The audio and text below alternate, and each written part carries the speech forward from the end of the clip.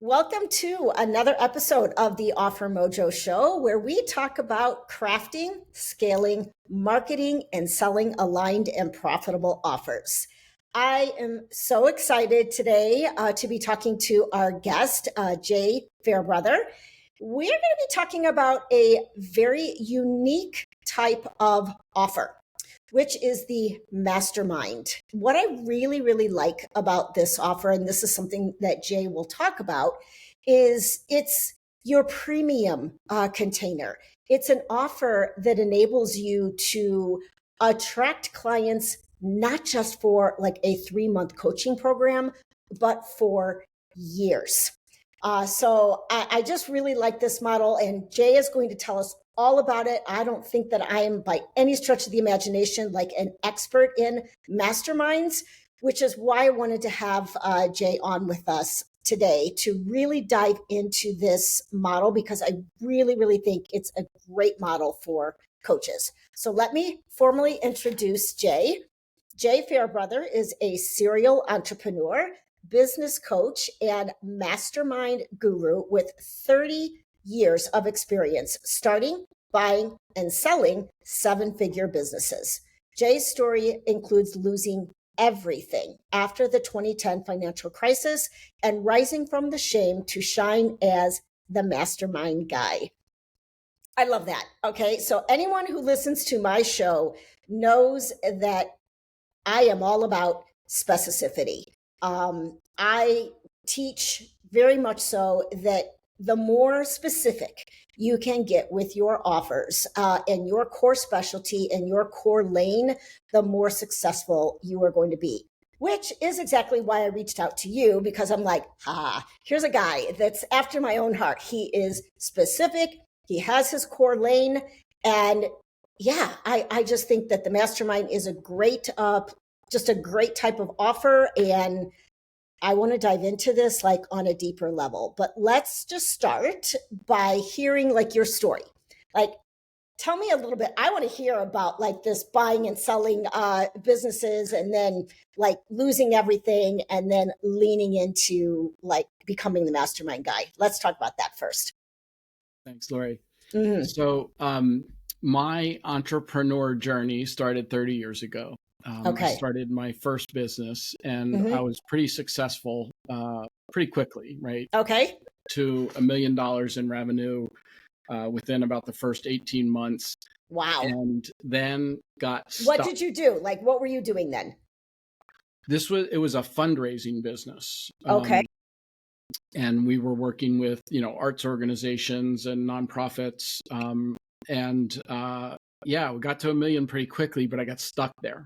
I couldn't seem to get beyond that kind of million-ish range. Okay. And I hired coaches and consultants and read all the business books, and I just couldn't figure out how to scale. Okay. 25 years ago, I joined my very first mastermind. Okay. And that was a mastermind for entrepreneurs. Mm-hmm. And we joined simply to grow our businesses and become better entrepreneurs, right? Mm-hmm. But what happened, I was not expecting. Okay. Because first of all, I knew right away, like even after the first meeting, like it was like, oh my God, I found my people. Like these people were like me. They got me. They understood what I was going through. Right. But what happened within 5 or 6 months in these meetings, I'm starting to watch grown men break down and cry. Oh, wow. They start to open up and talk about their messed up marriages and their kid problems and the anxiety and depression that running the business is creating. And it was like, this is not what we signed up for. Exactly. And it wouldn't have been. But it's real. But it was real. Yeah, yes. Exactly. Mm-hmm. So for me as an adult, it was like my first real experience with that level of human connection, that kind of vulnerability. And so that was foreign to me. Right. But because of that, I was like all in. And I started joining every mastermind I could over the next several years, eventually facilitating and creating them. And as a result, of being in these groups and all Mm-hmm. the value that I was taking from learning from other entrepreneurs, going through what I was going through. My first business, I grew to $10 million in revenue and a couple hundred employees. And Wow. I Now, was, was this a mastermind type business or something, or no, just this was as a result of the as masterminds, a you grew result this of, business? I grew my fundraising business to $10 Okay. million. And Okay. So you got past the million mark and went on to 10 million yeah, as a result of masterminds. largely, Yes. absolutely. Okay. Awesome.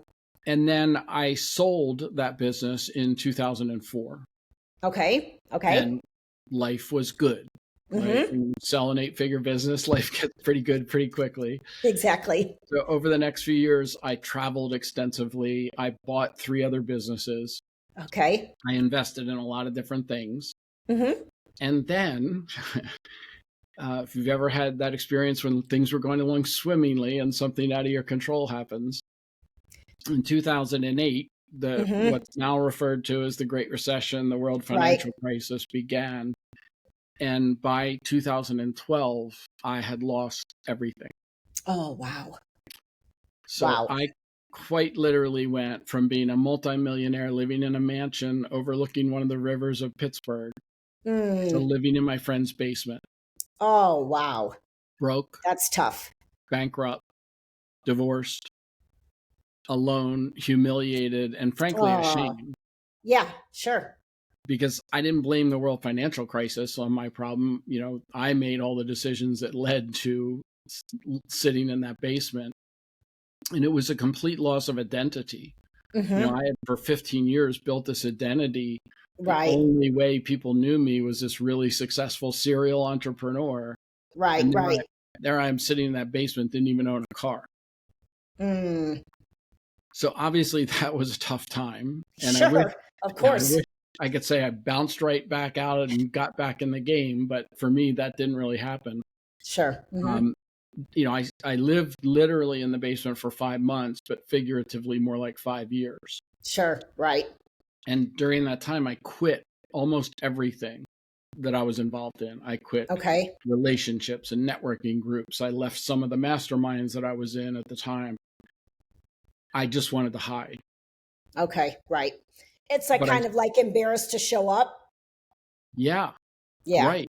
Mm-hmm. And all of the friends and the network I had built, I mean, these are all people who, don't blink an eye at going out to an expensive restaurant or, Right. going on a trip or something like that. I couldn't do any of that. Sure. Mm-hmm. So the one thing that I didn't quit was that very first mastermind that I joined. Oh, wow. Okay. And those people during that time period supported me in ways I can't even articulate. Like it went way beyond a basement to live in and a car I could borrow Yeah. for a few months. I mean, they supported me emotionally, spiritually, financially. Right. I literally don't think I'd be sitting here today if it weren't for the support of the people in that group. People that I consider brothers and sisters. Yeah. I love that. Yeah. Mm-hmm. So, in So a you've known very, these people are you still with that same mastermind group today? no, but I stayed in it for 17 years. 17 years. Wow. That's a long time. So Because yeah, like you every month become I like, got value, yeah, and you become so close, especially if there's other people who are staying in it for a long time as well. If you've Yep. got like churn and turning over all the time, it's harder to build those deep relationships. But boy, it sounds like it was a good mastermind if you stayed in it for 17 years. Yeah.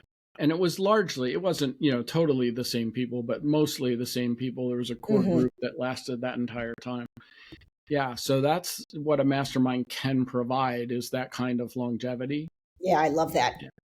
So for me, masterminds literally helped 10x my first business and save my life. And that's Mm-hmm. why I'm passionate about what I do. And so let's talk about the transition then from the bottom, like in the basement, and rock bottom, literally, emotionally, spiritually, to pulling yourself out of that and kind of starting the next business. So in some ways, the first few years were easier than a few years later. And what I mean by that is when you go through that kind of traumatic experience, you go into survival mode. So for the first few years after that crash, after, I was in the basement, it was like every day is just, survival. Like, how do I pay this week's bills, this month's bills, like just trying to get back into the game. And I tried lots of different things. I got involved in startups. I did create a coaching business back then at the time that ran for a few years. I kept getting opportunities because that's really what being an entrepreneur is mostly about, is recognizing an opportunity and taking the risk to join it. So I got involved in lots of different things, lots of startups that ended up not panning out the way that you would hope. But I love this because it's like sometimes we see like, and I also want to mention, like, because Jay also has, before we get into the mastermind model, he also has a magazine he just started called the Scalable Coach Magazine. And what I really love about this is it's not the how-tos, it's not like, 5 tips for doing this. It's like the real, like, nitty-gritty stories of entrepreneurship. And there's not enough people that are brave enough to really talk about like the real entrepreneurship. I can totally relate. I mean, I pivoted back at the beginning of January after a business for 9 years. And I was so afraid of being seen as a flake. I was so afraid of people like judging me online. I was so afraid to like show up in networking groups and go, oh, guess what I'm doing now? I'm an offer strategist. You know what I mean? It was very scary for me because the pictures that are painted online is this glorious glossy, I'm making, $100,000 a month, or I scaled to 6 figures in X amount of months. And it's like, wow, really? So I just love that you're vulnerable and honest and transparent about the fact that you started a bunch of different things that didn't pan out. And now here you are. Well, that's a great segue into how I got doing what I'm doing, because when I decided to sort of go back into coaching and so I started following the industry model, right? The Ascension Ladder model, which is create a low ticket program and then a signature course. And then, maybe someday you can graduate to a high ticket offer. Right. So in my case, I actually resurrected a pricing program that I had developed like 15 years ago. Okay. And I redid that, and now I launched that as my low ticket offer. And I had an opportunity that I got involved in helping coaches with sales training. Okay. And so for the first, 11 or 12 months that I, sort of put my shingle back out there, I worked with over 100 coaches, giving them sales training, because for 35 years, I've been building sales teams, doing sales training for my own companies and other companies. So then I thought, okay, I'll launch a sales training course for coaches, because I loved working with the coaches, right? That was me too. I love the energy. I love the passion, the entrepreneurial spirit, all of that. Yeah. So, okay, I'm going to create a sales training course for coaches. That'll be my signature course. Sure. And I was at this event. It was one of those 3-day virtual events. And the person leading it was talking about, what do you want to be known for? And I asked that question a lot. It hit me like a ton of bricks. Like, I don't want to be the sales guy. Got it. There we go. We're out of alignment there. So it was totally out of alignment. Yeah, it seemed natural because that was your experience. That's what you were good at, but it didn't feel like you inside. 100%. Right. So I pivoted that very day. Okay. I never launched the sales course. I still have it. Right. like a lot of that training is I use in my current coaching with Sure. clients, but I Sure. never launched a sales course. I was like, that day, I was like, I've got to do the mastermind thing. Like, that's my passion.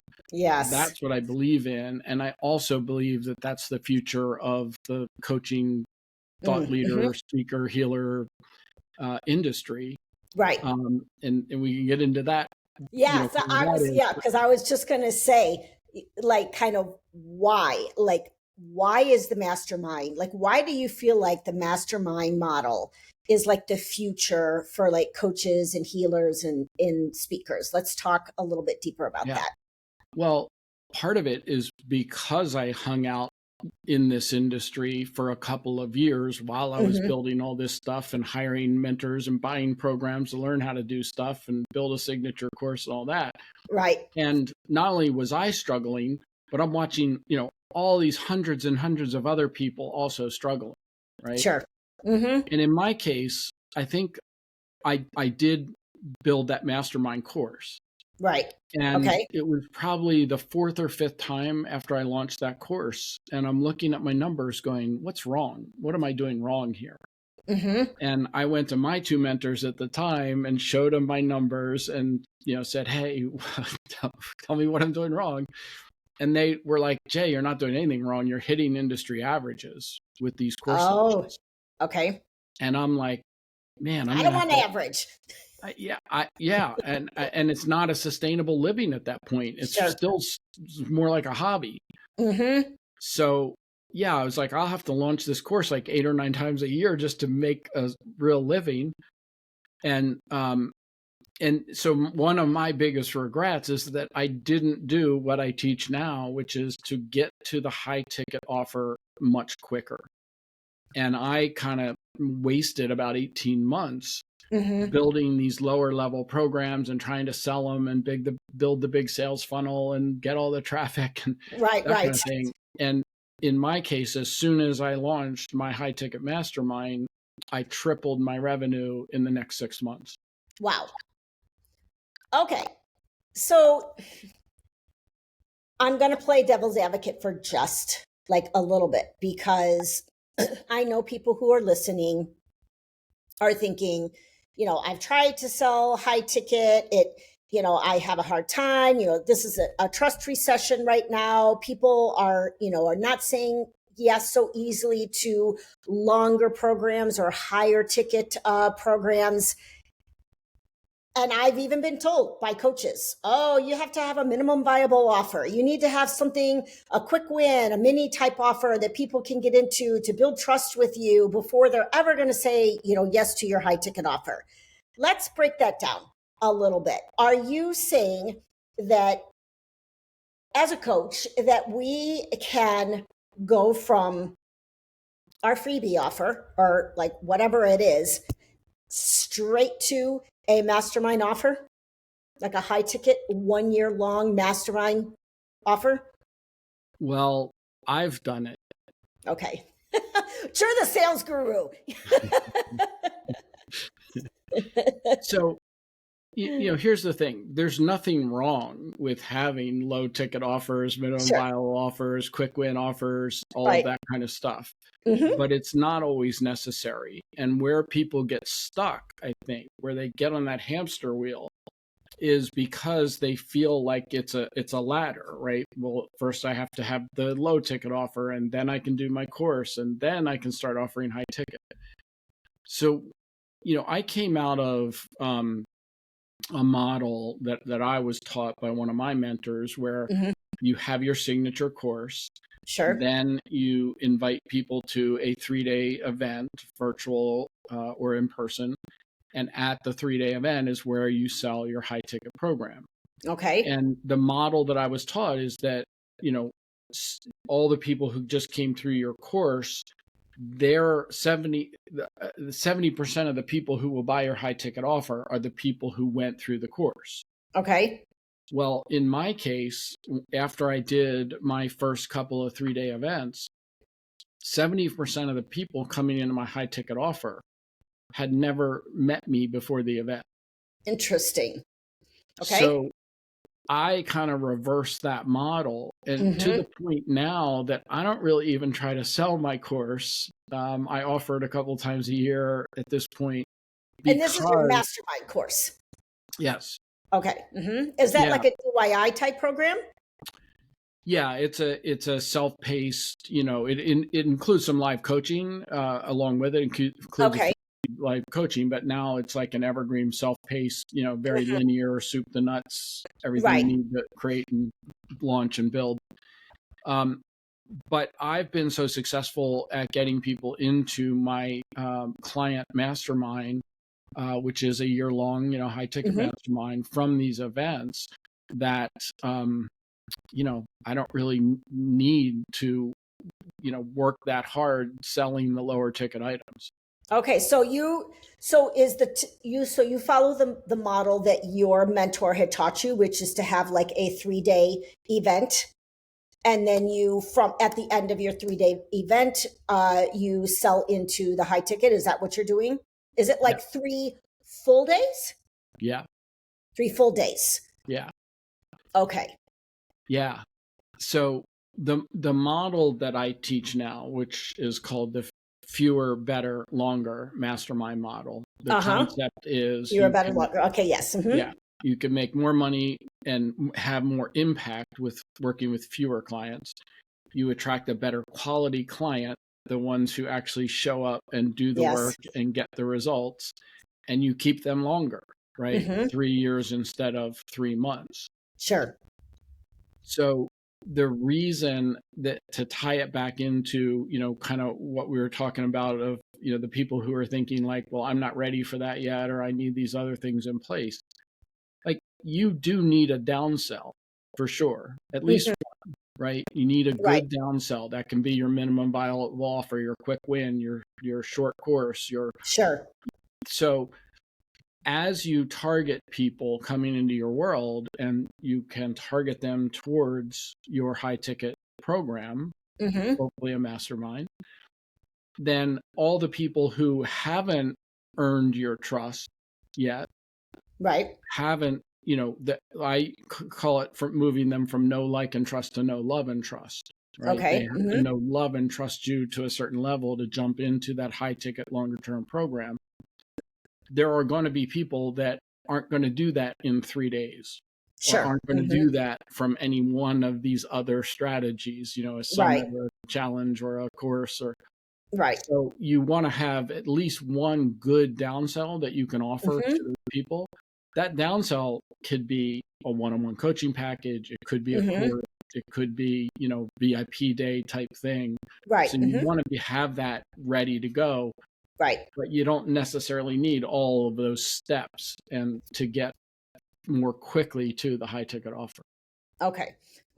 So, I have a couple of questions. Let's talk about the 3-day event first, because I have another podcast episode coming up, but actually it would have been past. We're recording now for kind of future, but she is talking about like using paid events. I'm assuming that your 3-day event is a paid event that people like invest in before they go into your high ticket. Do you run it as a free event, like a free 3-day event?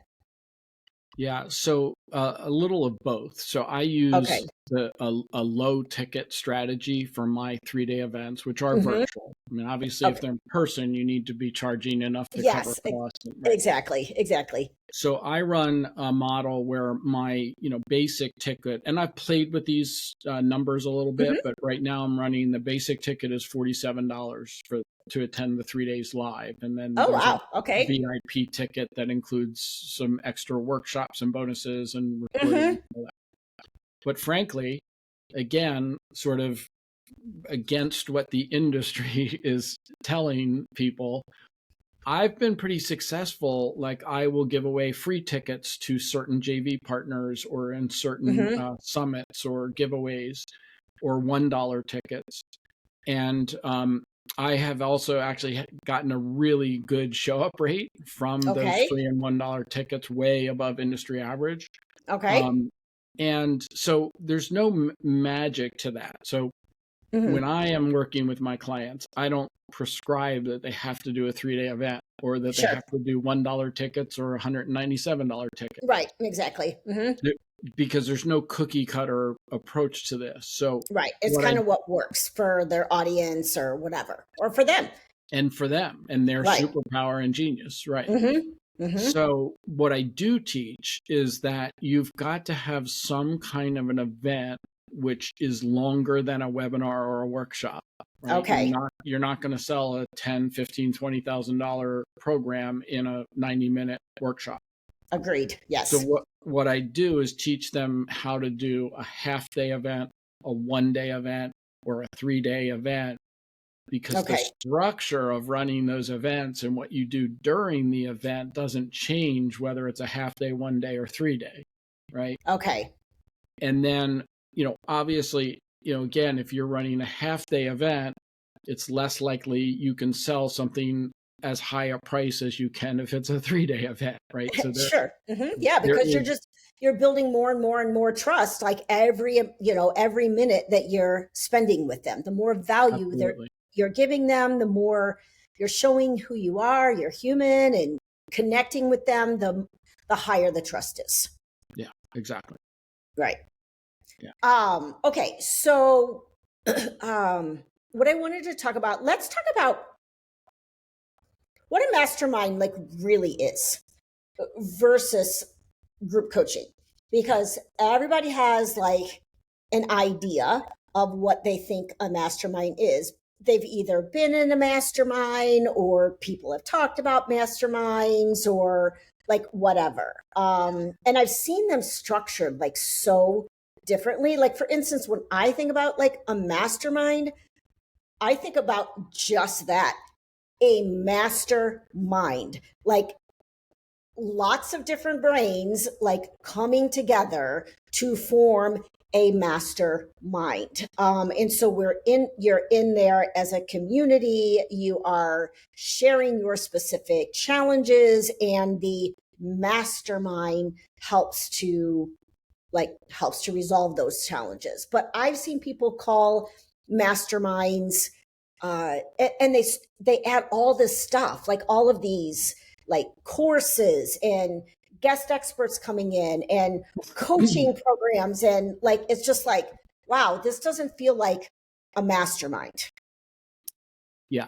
So I would say, somewhere 70-75% of what is out there in the thought leader, coach, healer, speaker industry that's labeled a mastermind is really just glorified group coaching. Right.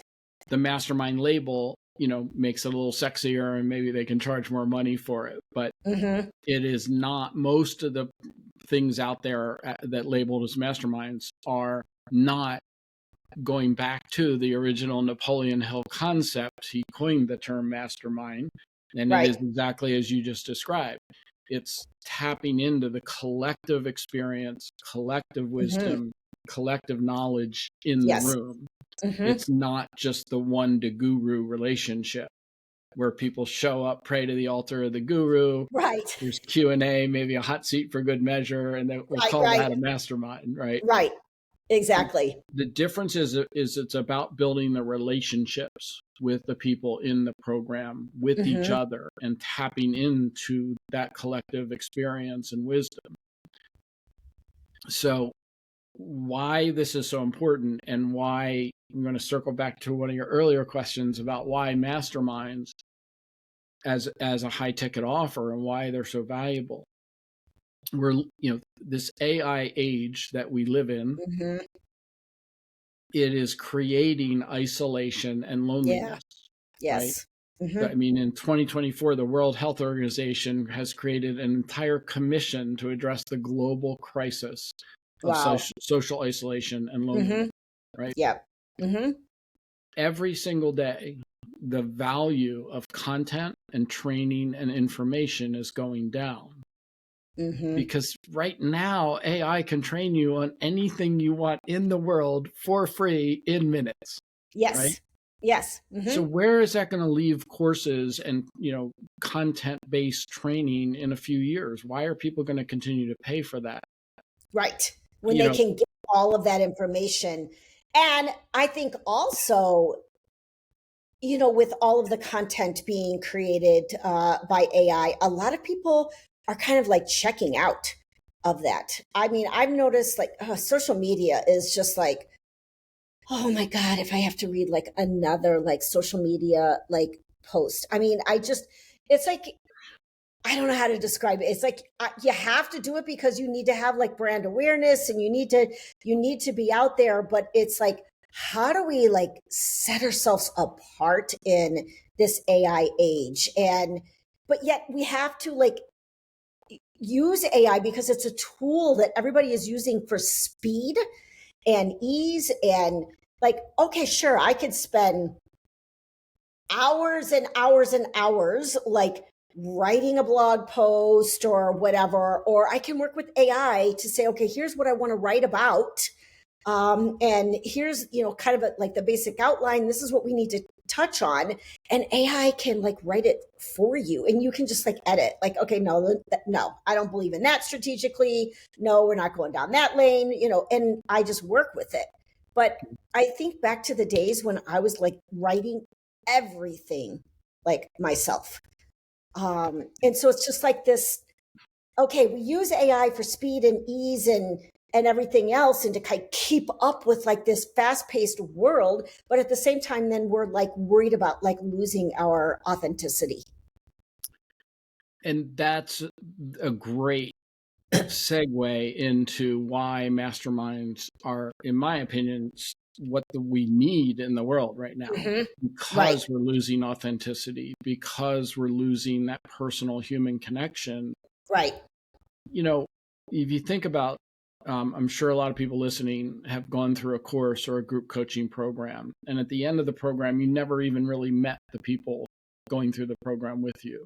Right. Like, yeah, you maybe shared a breakout room with somebody for a few minutes, or you felt like you got to know the extroverts because they were always on stage asking questions. They're always talking. But you didn't form any kind of real relationship. Right. And so whether you're going to create your own Napoleon Hill style small cohort mastermind, right? When you say small, yeah, say more. Like, what is like an ideal number? Yeah, I use the number 8 to 14. If if that's your goal, is to create that sort of intimate cohort style. And the reason I use those numbers is below 8, and it's hard to get the diversity of all the collective wisdom and that kind of thing and tap into that. And above 14, you start to need like a 2, 3, 4 hour meeting to allow that many people to have a voice. Like one of the things in a mastermind meeting, in every single meeting, every single person should have a voice and participate. Yeah. And that again is a distinction between like group coaching and courses. Yes, it totally is. In a mastermind, not all the time necessarily, but at certain points you are, asking a question or having a group discussion, and you literally go around the room and get everyone's input. It's not just who wants to contribute to the conversation, right? Right. And there's facilitation techniques and tricks to do that, to pull people into the conversation, to get people to feel safe. Right. Part of the key in creating an effective mastermind is creating that psychological safety. Like in that first mastermind that I talked about, where people will start to open up and talk about their real shit, not just the surface level kinds of stuff that we hear, So yeah, so the small cohort, that's one style. Frankly, a lot of my clients create what I call a hybrid, which is a cross between group coaching and that small cohort mastermind. Okay. Can you talk about that or? Yeah. So the hybrid concept is because as coaches, mentors, thought leaders, people still often depends on what you're doing, but they still want our expertise. They want our coaching and mentoring, our trains, and maybe even our content as part of the program. Yes, right. But if you add on to that the masterminding element, where now they feel like, oh, I'm in this group of people who have mutual respect for each other, who help each other, who collaborate, who support each other, both as cheerleaders and as providing tough love. Like, that's the part that's missing, right? Right. And when you add that to, what would be a group coaching program, that is what I call the hybrid, and takes it to another level. That also enables you to grow it a little bigger than that 8 to 14 as a hybrid, because you're not positioning it as it's all masterminding. It's a combination of the coaching. So people kind of see it as a little bit more valuable when it's like a hybrid, because there's both the coaching and the expertise, but also the masterminding element. Yeah. So when you're positioning this as a high ticket offer for as your revenue engine for your business, right? People are going to join it primarily because of you. Right? Yes. That part doesn't really change. Sure. Where the difference is that people will stay in the program because of the relationships they've now built with all the other participants. Yes. So that's how when you create a mastermind, hopefully you get an initial commitment of 6 months or 12 months. Not that you can't try to start with a beta of 3 or 4 months to first run, but at the end of 6 or 12 months, unlike a course or group coaching program, it doesn't end. That's just renewal time. Yes. Okay. And so is it mastermind? To me, it seems like it would be like a start and an end, right? It's not like evergreen where people can just come in at any time, because that kind of breaks the cohesion of the group. Is that true? Yeah. So there are different ways that you can structure it so that you're not fixed on that cohort. Everybody starts at the same time and you only bring in new people at the same time. There are ways to do a more open enrollment style. But if it's a revolving door, you're moving more towards group coaching than Matt. So for instance, my client mastermind, I do 3 events a year. So basically we have 3 entry points into the program. 3 times that you come in. Yeah. Okay. And at those entry points, I do very deliberate things, beyond just everybody introduces themselves and that kind of thing. But I do some very deliberate things to integrate the new people into the existing group. Got it.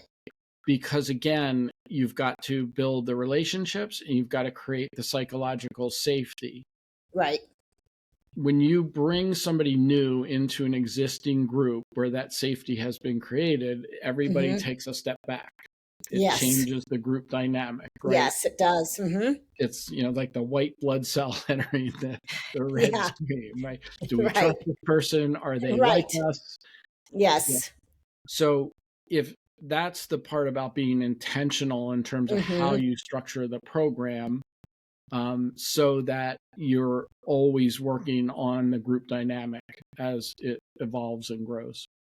What do you do, like, if, and I don't know if this happens to you or not, but like, what do you do if like the group just keeps like morphing and just like getting bigger and bigger because you're so amazing and you're like, opening this up 3 times a year and people don't want to leave and they just keep coming? Like, do you ever like break into like sub masterminds, or like, I know I'm asking all the questions that you don't want to answer, right?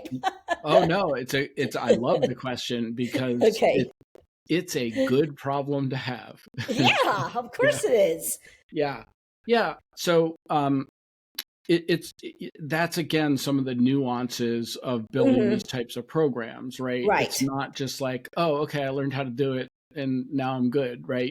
Yes. because you face these kinds of challenges as the group grows. Sure. But also as it evolves, like that's one of the things I love most about the mastermind concept is that it's not as linear as other types of programs. Okay. So it can evolve. It can morph into something that you didn't even intend at the beginning, because that's where the members take it and you want to take it and you grow That's with it true. and you change with it. That's So true. you're right though. It gets trickier the larger it goes. So either Yes. you can start to break into a couple of groups. Mm-hmm. You know, this is what I've done for 25 years. So I'm Right. pretty good at letting the thing grow to a decent size and still maintaining that intimacy.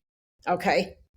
Like Oh, I good for have, you. Good for yeah, you. I Because mean, I I think, know me, like, I'm an introvert by nature. And one of the main reasons I don't ever, I don't know if I've ever, I think I was in one group coaching program, and it was my last one, because it's like, okay, I get zero like attention here because I'm a listener.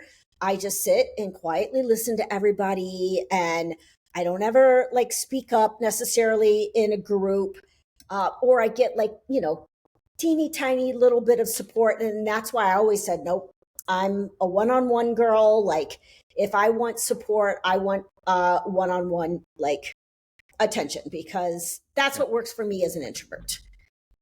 So I yeah. get it because I'm an introvert too. Okay.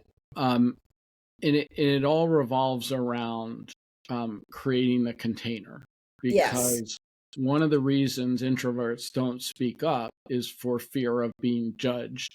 Mm-hmm. And Mm-hmm. that's part of the container. And what I mean by the container, it's setting the expectations, it's setting the culture, it's setting the protocols, and developing that mutual respect for each other through the process, and Sure. constantly reminding people of the confidentiality and the mutual Mm-hmm. respect and the right.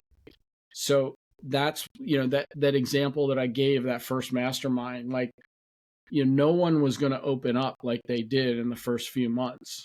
Right. It took Mm-hmm. 5 or 6 months for Sure. people to start to open up, to feel that safety, to be able to Yes. speak up and talk about what was really going on. Mm-hmm. Mm-hmm. And yeah, so that's the beauty of these kinds of programs and these kinds of groups, And is it's that also, I think the beauty of it is when we talk about being introverts, I think what really appeals to me about the mastermind model is the depth and the intimacy.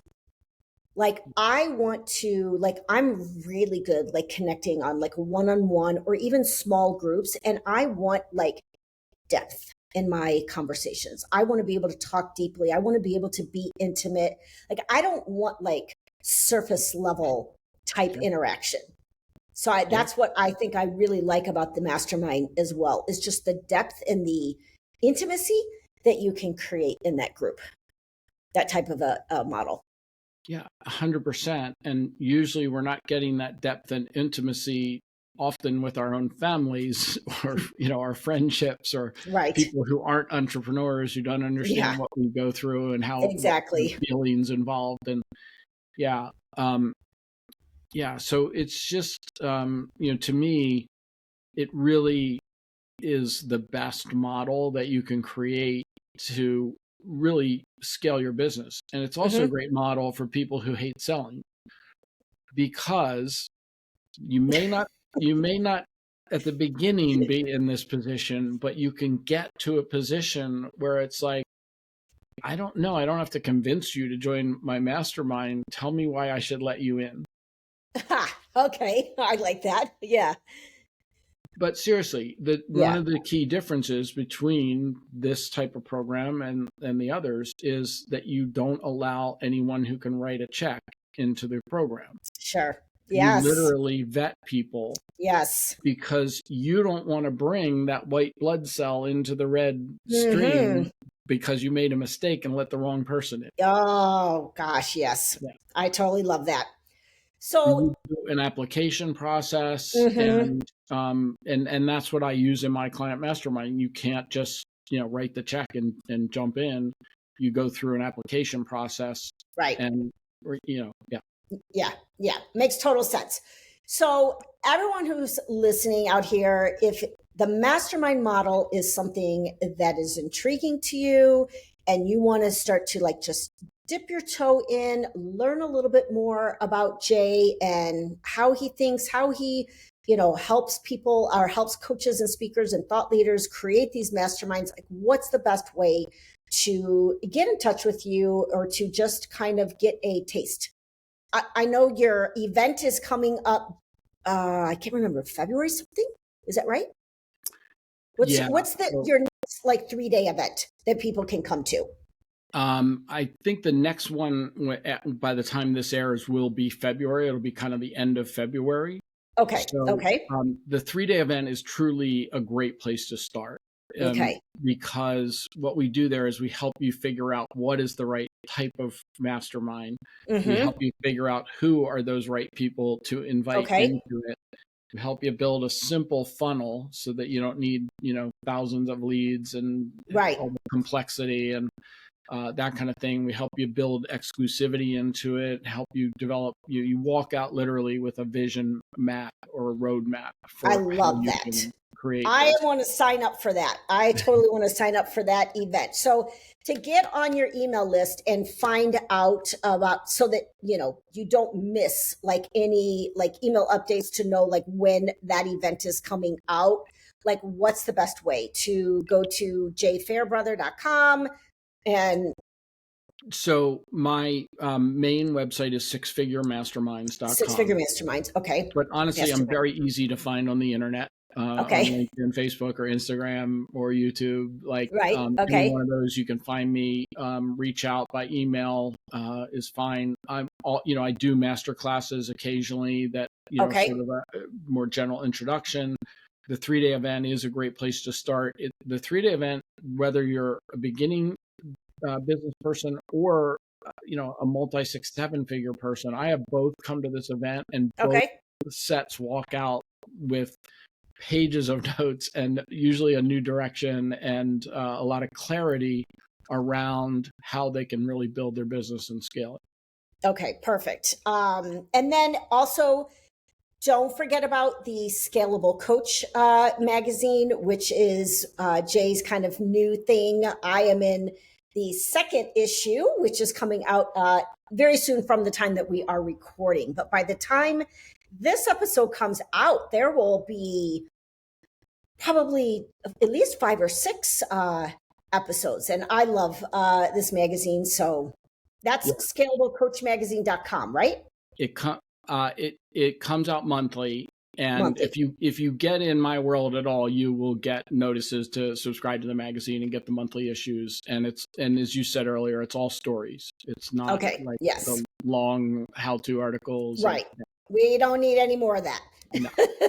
We need connection, like you said, connection and just realness and authenticity and just knowing that we are not isolated and we are not alone in this world as entrepreneurs.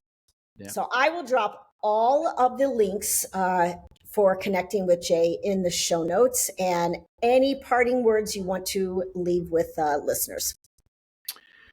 If you are interested in this concept of having a program which is driven by creating more human connection and intimacy and safety, and really developing relationships, to me, that leads to better client transformation. Yeah. And that's really, from the people that I work with, that's what we're driven by, not by amassing some big fortune, but by helping people and changing lives. And to me, this model is a better model to do that than a lot of, what is out there in the industry. Agreed. 100% agreed. So thank you again, Jay, for being on the show, and I'll see you out on the internet. Thanks, Lori. Okay.